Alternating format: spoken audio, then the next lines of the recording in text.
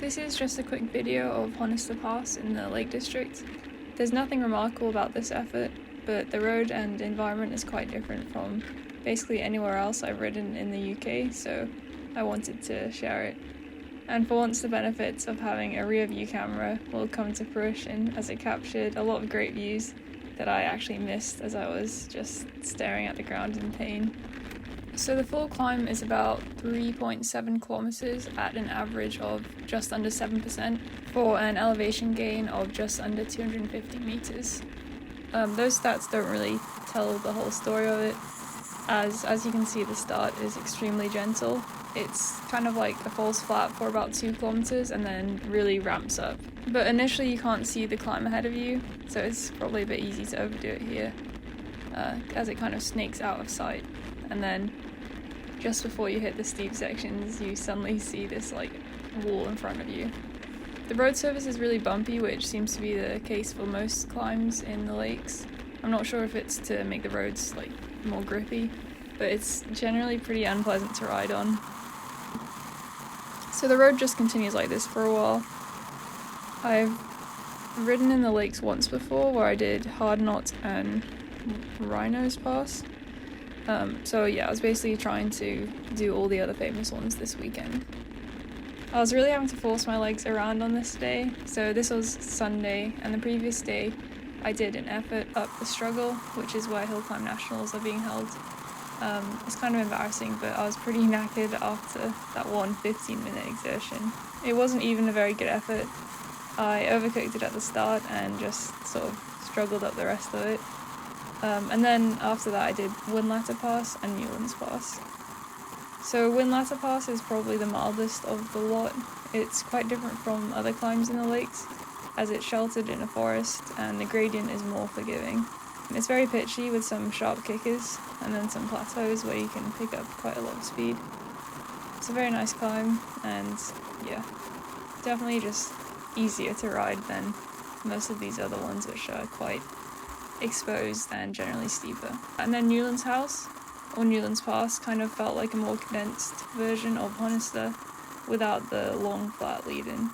So it starts steep and then flattens off for a while before kicking up again. And I really enjoy this one, except for all the car dodging at the start. People park along the side of the road to avoid having to pay in the car parks, so it's a bit hectic. And obviously because the weather was good this weekend, it was super busy in certain areas, especially down by the lakes. And you do get away from it all up the passes, but you often end up with cars kind of stuck behind you, which isn't too enjoyable for anyone.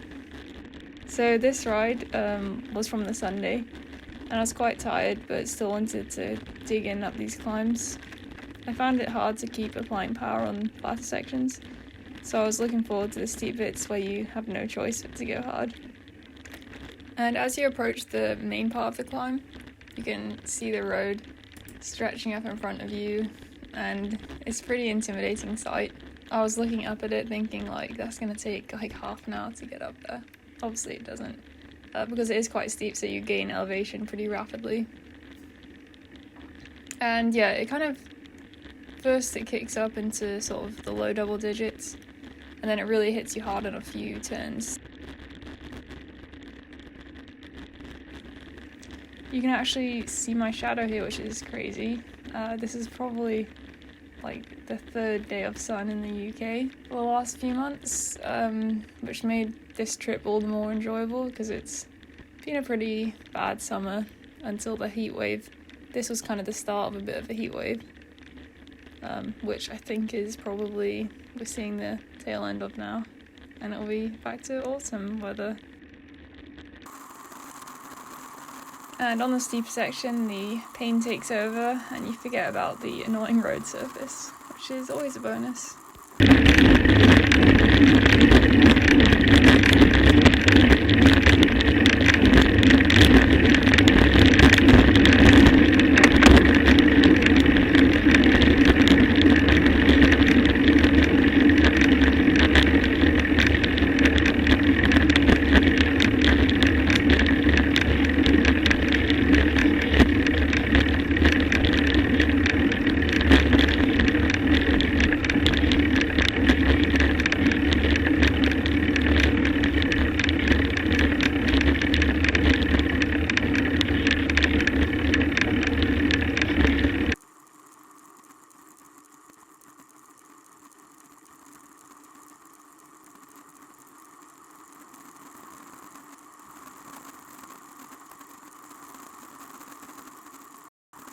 And after this side, I rode the other side of Honister, which is less famous but also very cool.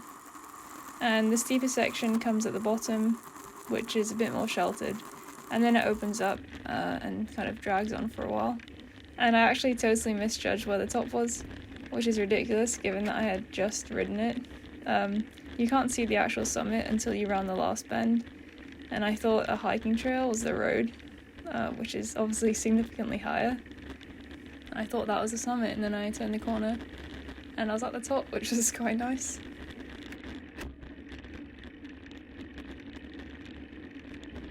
So this is the summit.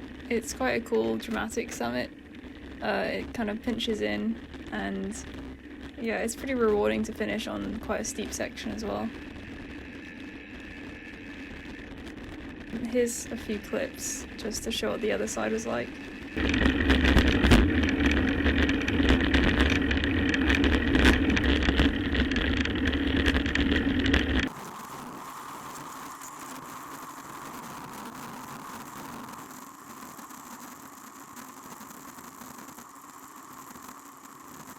So that was Honister Pass. Sorry this was boring, but I think the views are quite nice. And honestly, Honister is pretty cool.